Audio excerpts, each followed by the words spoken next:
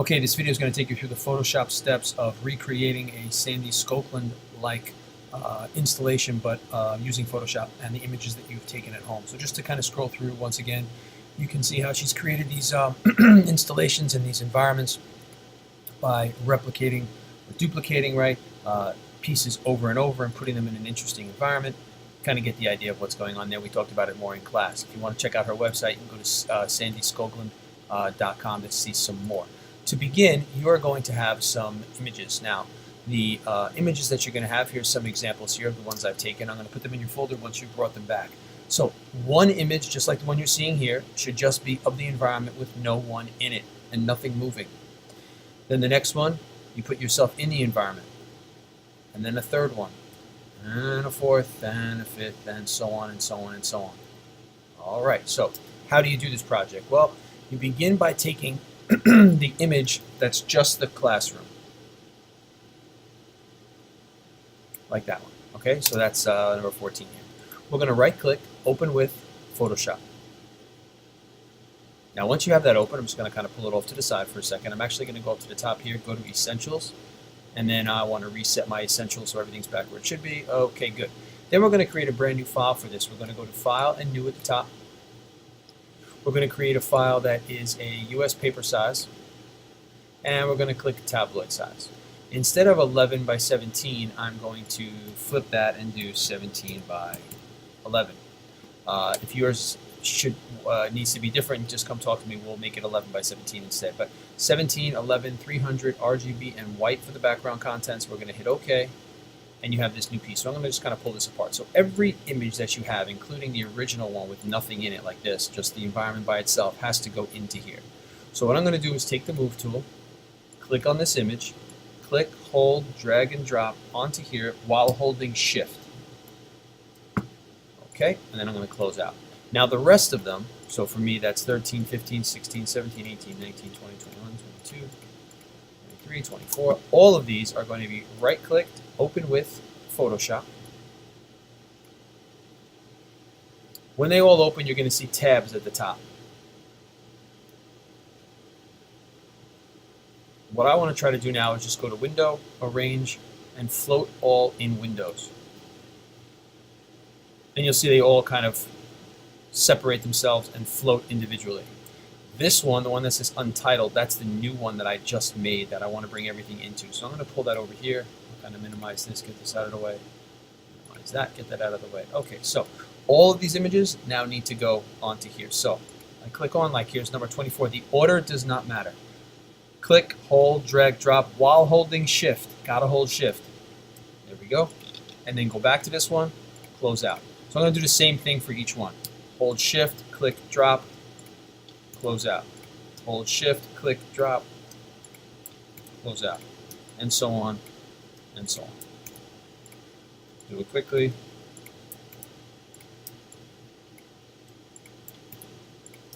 Holding Shift will make sure that each one lays exactly over the other one in the exact same spot, not somewhere different.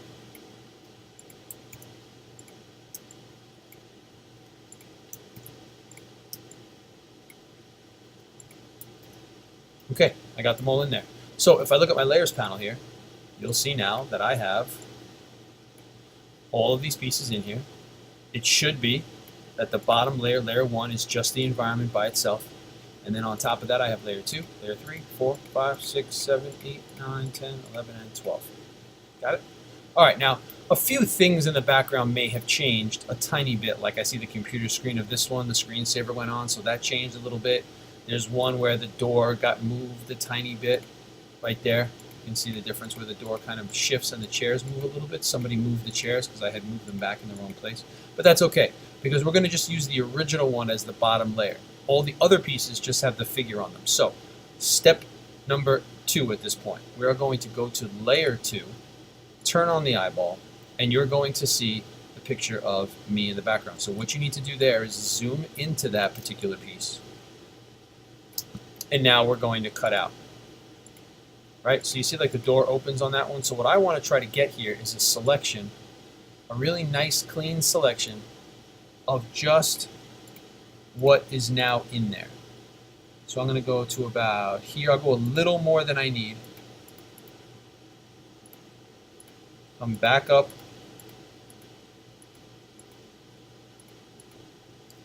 Keep adding to it. I'll get the draw also because I do want to show that the draw is open. You can always get a tiny bit more than you actually need. And then we can adjust it if we need to. So I'm just going to get a little bit more like this. Come back down, come across. And you'll be doing this for each of the different images that you have. You're going to be making selections. And you'll see once we're finished with this one selection, I could zoom in even further and get an even cleaner selection. But for the purpose of the tutorial, kind of get the idea here. We're going to finish off this selection. I could have used any tool here, by the way, any of the selection tools that you're comfortable with. I just happen to be using this one. No real rhyme or reason for that for me right now. I'm just kind of choosing to use the polygonal lasso tool. Okay, close it up. Perfect. So once I make the selection of the piece that's in there on layer 2, still on layer 2, I'm going to click the mask button at the bottom right here. So you can see what it did. It applied a mask. Everything is black except for that little white piece, which is the piece of me that's still showing. So if I zoom out, now you see that this piece just lays kind of right on top. Perfect. There's no real issue here. If you look closely, as I kind of turn it on and off, if you want to, on that mask, to make it just a little bit more perfect, you take the black brush, make it a soft edge brush, and you can kind of brush over pieces like this, right? Or if that ruins it, switch to white and bring a little bit more back. You can kind of combine the two. And after a while, it'll be hard to see the little mistakes, especially from far away. But certainly for us from far away, it's looking pretty good. So just to reiterate, go to the next layer, turn it on. This one I'm actually not going to use because it's kind of blocking a lot of other ones, so I'm going to hide that one for now. I'm going to go to layer 4 instead. So here's 4. I click on 4. Here's a picture of me kind of sitting in the corner here. So I'm going to do another kind of selection. This time maybe I'll use the magnetic lasso. I'm going to go around me, help it out by kind of clicking a little bit. Find your way around the image. I'm going to get a little bit more than I need again. You can do like a like a once over, like a fast kind of selection, and then go back and sort of fix it a little bit. Get the chair, get my leg in here.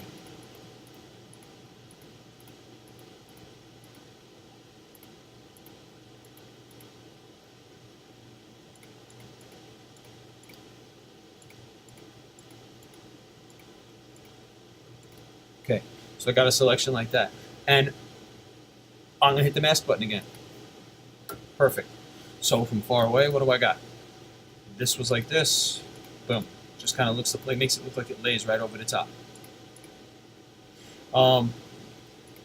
Just so you can kind of see that with the mask on it, before the mask would look like this, you'll see a little shadow around me. But I cut it so tight that I got rid of the shadow. See that? So on here, if you want to see more of the shadow, so it looks a little bit more realistic, it's the same step as before. Stay on the mask on layer 4 right there. Take the brush, use white, and you can see a little bit more as I go around. You can see a little bit more shadow starts to come up. See that behind me, there's like a little shadow? Boom. Now it looks even more realistic. See that? And you continue the same exact way for all of the images. Eventually, you will have one that looks very much like this.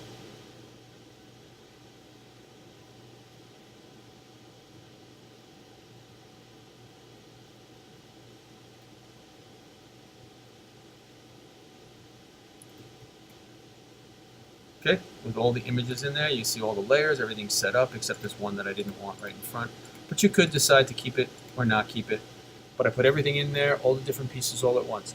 The last piece to it is when you have finished all your layers, like on this one. So imagine this was all my layers. You can hold Command, select each and every layer. You can even turn the eyeballs on so you can see them all. You can do Command T, edit, free transform, Command T. and then hold Shift and Option and pull from the corner so it kind of fits the size a little bit better. So it kind of fits that 11 by 17 just a little bit better. All right, and it's going to transform all of those layers at the same time, so they're all exactly the same size, and they fill up that entire page, similar to what I have already done on this one. As a final step at the very end, if you want to add some real surreal looking things to this, you can go online, find some images. So I'm just going to give you an example. I'm going to put it in like a rainstorm. All right, but the idea is kind of up to you how you want to do it. I'm going to go to Images. I'm going to go to Tools, Size, larger than 1024. Find an interesting kind of rainstorm, maybe this or something, I don't know. And then once I click on it, I'll use this one, I guess. And I'm going to click View Image. I don't really like that one that much, actually. Let me change that up. I didn't take much time to find these, so I don't know how they're going to look right now, but maybe I'll use this one. It's kind of cool. All right, I have no idea what this is going to look like, but I'm just going to show you as an example. So I drag this image right in. Once it comes in here, it's the top layer. You can double click and call it water or rain or whatever you want to bring in.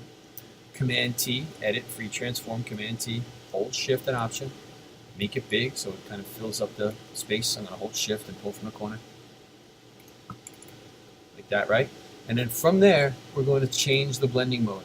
And as you change the blending mode, you'll be able to kind of see through. Now this might be a little much, but as we go through the different blending modes,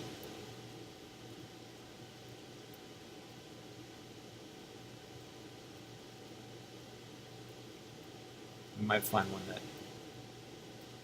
works a little bit or changes colors of everything in a certain way that you like. I don't love any of those actually. I'm going to pull it here and then try to change.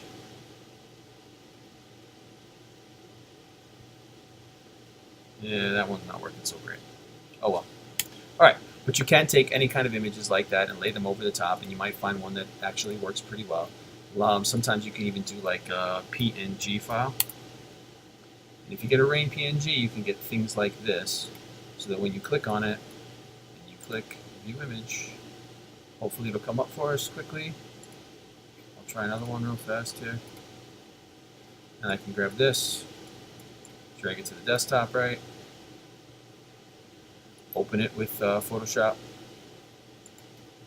Once you open it, pull it on just the same way I did the last one. Like pull it apart, take the move tool, right? Move it on. Once you move it on, do Command T, resize the whole thing.